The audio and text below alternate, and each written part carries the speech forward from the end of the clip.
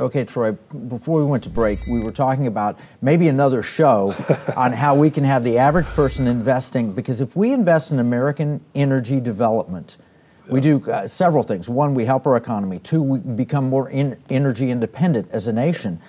Three, we help the climate worldwide because we're able to have cleaner energy available.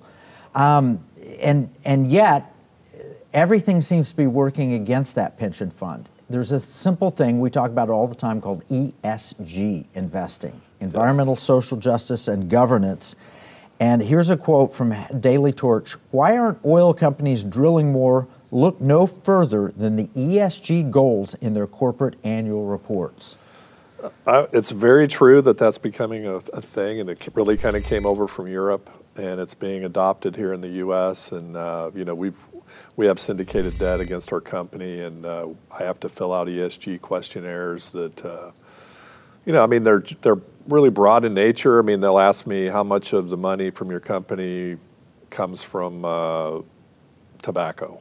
How much of you know, it's all kinds of questions like how many women do you have on your board? How many of those things? And it's you know, to me, those can be good things. It's always good to think about, you know, being fair-minded and on the hiring. surface, ESG looks really good. Yeah. What I'm concerned about is the virtue signaling. Right. For example, the virtue signaling of the ExxonMobil. They just elected 3 directors that Engine One pushed, and BlackRock and all the index funds voted for. Those 3 directors don't like the fossil fuel industry very much. You know, that's the thing, is that we've got to start focusing on being a leader of the world like people expect us to be, as it relates to how to solve climate change and how to bring about better change in the world. I mean, think about it. I mean, I think I saw a figure that there's 700 million people who utilize half of the energy in this world. Wow.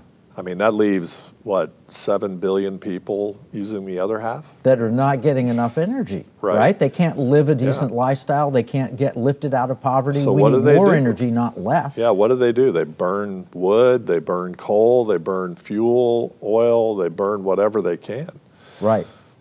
But if we were supplying American energy to those places, they'd be able to lift out of poverty like so many others before them. Everybody needs energy, everybody. And we can't just leapfrog to, oh, well, let's put electric cars. Everybody in Africa should drive a Tesla. Yeah. That wouldn't work. There's no infrastructure. Well, my deal is I don't know what these ESG policies do to solve that problem.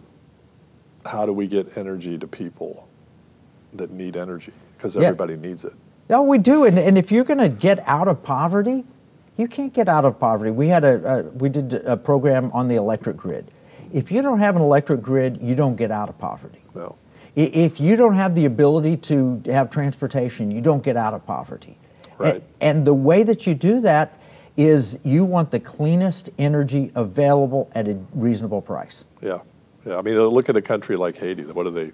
They have maybe one grid that runs part of their country, and then the rest of it is all despot people.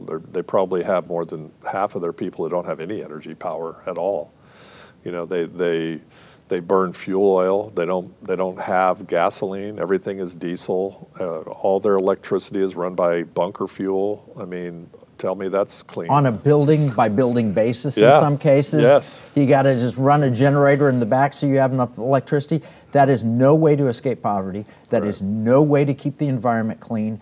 And yet that is a natural result of these seemingly good sounding virtue signaling policies.